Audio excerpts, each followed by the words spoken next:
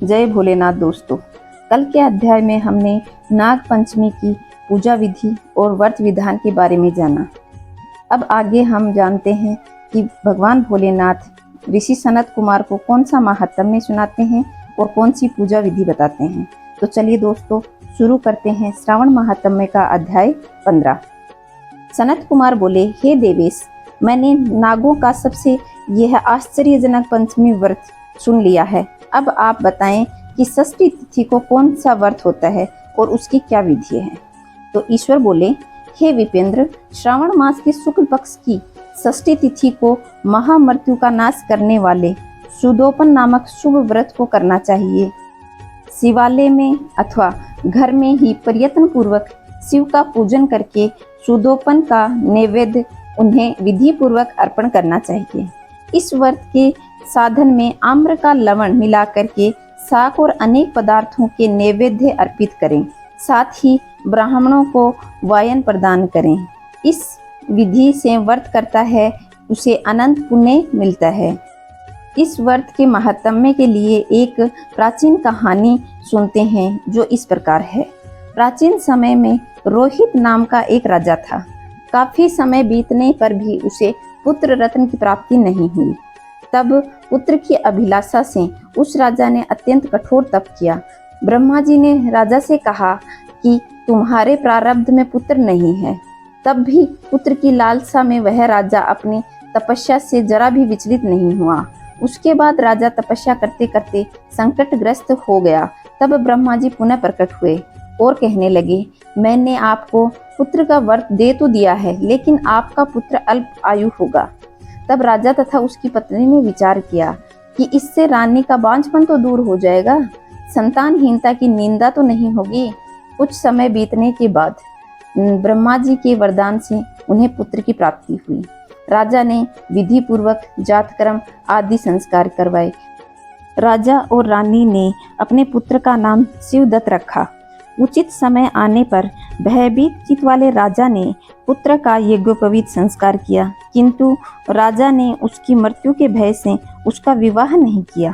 तदंतर 16वें साल में उनका पुत्र शिवदत्त मृत्यु को प्राप्त हो गया।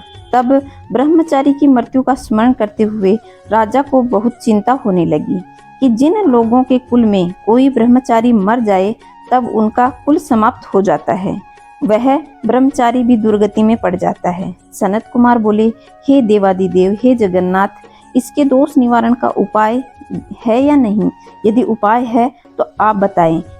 ईश्वर बोले, यदि कोई ब्रह्मचारी मर जाए तो अर्क विधि से उसका विवाह कर देना चाहिए।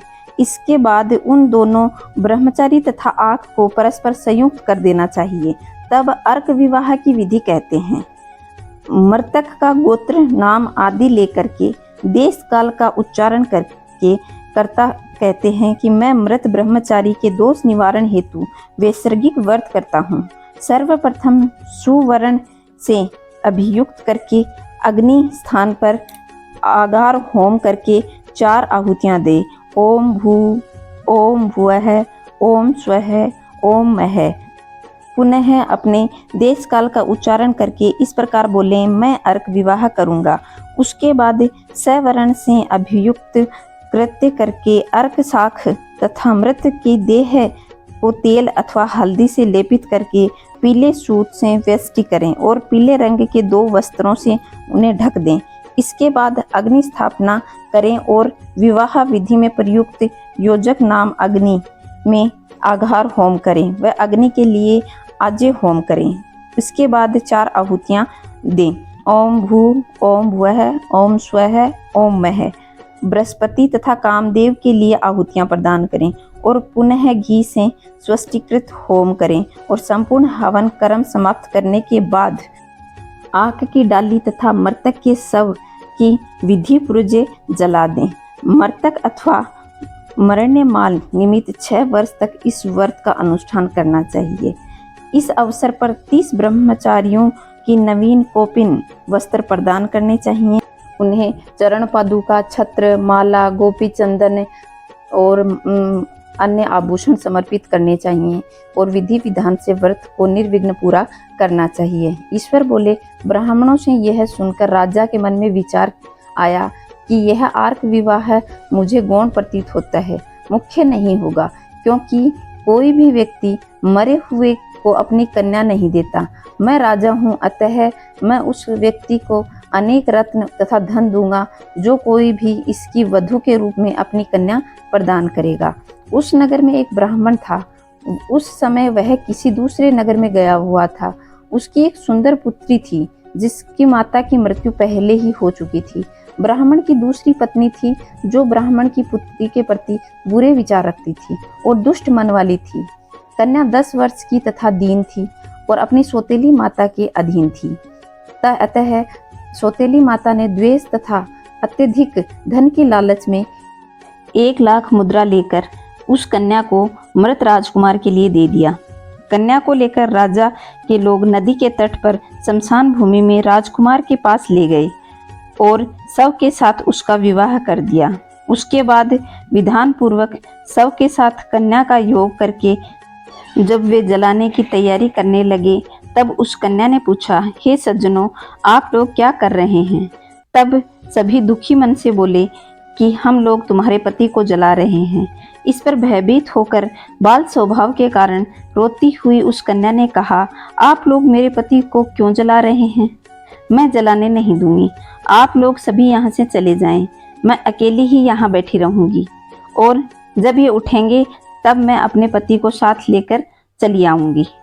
उसका हठ देखकर दया के कारण दीन चित वाले कुछ भाग्यवादी वृद्धजन कहने लगे, अहो, होनहार भी क्या कर सकता है? इसमें कोई कुछ भी नहीं जान सकता। दीनों की रक्षा करने वाले तथा कृपालु भगवान न जाने क्या करेंगे। सौत की पुत्री का भाव रखने के कारण सौतेली माता ने भी इस कन्या को बेच दिया। अतः संभव है कि भगवान ही इसके रक्षक हो जाएं। अतः हम लोग इस कन्या को व इस शव को नहीं जला सकते। इसलिए सभी को अच्छा लगे तो हम लोग यहाँ से चल लें। और परस्पर ऐसा निश्चय करने के बाद सब अपने नगर को चले गए। बाल स्वभाव के कारण यह सब क्या है, इसे नहीं जानती हुई भय से आकुल वह कन्या एकमात्र शिव तथा पार्वती का स्मरण करती रही। उस कन्या के स्मरण करने से सब कुछ जानने वाले तथा दया के सागर भगवान शिव पार्वती शीघ्र वहां आ गए। नंदी पर विराजमान शिव पार्वती को देखकर कन्या ने उन्हें दंडवत प्रणाम किया। तब उसे आश्वासन प्राप्त हुआ कि पति से तुम्हारा मिलन का समय अब आ गया है। तब कन्या ने कहा कि मेरे पति तो अब जीवित ही नहीं होंगे। उसके बाल स्वभाव से प्रसन्न तथा दया से परिपूर्ण शिव पार्वती ने कहा कि तुम्हारी माता ने सुपोदन नामक व्रत किया था। उस व्रत का फल संकल्प करके तुम अपने पति को प्रदान कर दो। तुम कहो कि मेरी माता के द्वारा जो सुपोदन नामक व्रत किया गया था उसके प्रभाव से मेरे पति जीवित हो जाएं। तब कन्या ने वैसा ही किया और उसके परिणाम स्वरूप शिवदत्त जीवित हो उठा। उस कन्या को व्रत का उपदेश देकर शिव पार्वती अंतर्धान हो गए। तब शिवदत्त ने उस कन्या से पूछा कि तुम कौन हो और मैं यहाँ कैसे आया हूँ। तब उस कन्या ने सभी वृतांत सुनाया और रात हो गई। प्रातः दोनों नदी के तट पर गए। लोगों ने राजा को वापस आकर कहा कि हे राजन, आपके पुत्र और पुत्रवधू नदी तट पर स्थित हैं। विश्वस्त लोगों की यह बात सुनकर राजा बहुत खुश हुआ और हर्ष भेरी बजवाते हुए नदी के तट पर गया। सभी लोगों ने प्रसन्न होकर राजा की प्रशंसा करने लगे। बोले कि हे राजन, मृत्यु के घर गया हुआ आपका पुत्र पुनः लौट आया है। इस पर राजा पुत्र वधू की प्रशंसा करने लगे और बोले कि मेरी प्रशंसा क्यों कर रहे हो? प्रशंसा के योग्य तो यह वधू है।